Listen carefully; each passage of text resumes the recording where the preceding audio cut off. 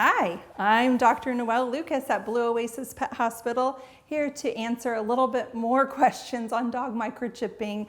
Specifically, I think about the implantation process. So, Dr. Lucas, how is the microchip implanted on the dog? Oh, by the way, I do have a friend with me. His name is Alexander, and he will actually help me show you how this is implanted. I am not going to implant him though, just so you know, he actually already has a microchip.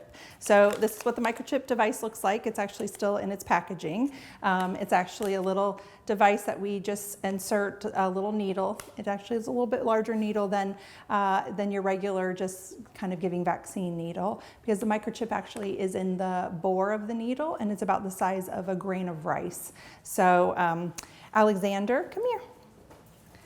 Sit. Good boy. So the implantation device, when we do implant it, we implant it right here in the shoulder area of a dog. And then when we are done implanting it, or even before we implant it, we're actually going to scan it usually.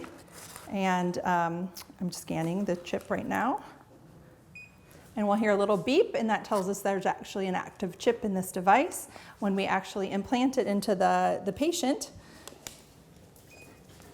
we just scan the same device over it, and it will just pop up the number because he's already got a chip. Is dog microchipping painful? It can be a little uncomfortable, right? This is a fairly large needle, so our technique is, if we're going to do it, we do it really fast, so it just gets in there real fast.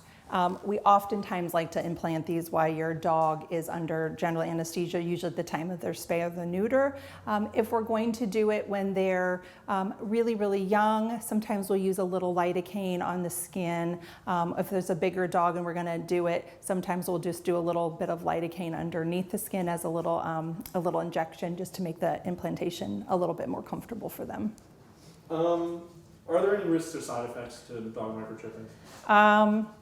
Really no risks. Sometimes we'll have, where we implant the microchip, we'll get some bleeding temporarily just because we're putting a needle through the skin. But besides a little bit of blood that will clot up really quickly, there's really no contraindications or complications that we have from implanting a microchip.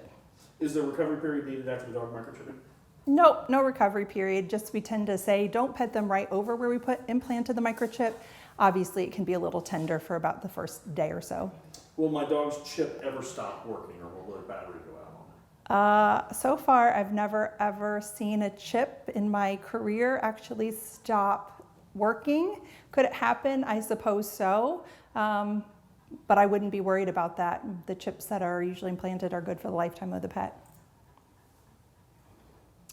If you have any more questions about pets and dogs specifically and microchipping, I invite you to reach out to your veterinarian, and we'd love to answer any questions you have here at Blue Oasis Pet Hospital. Thank you.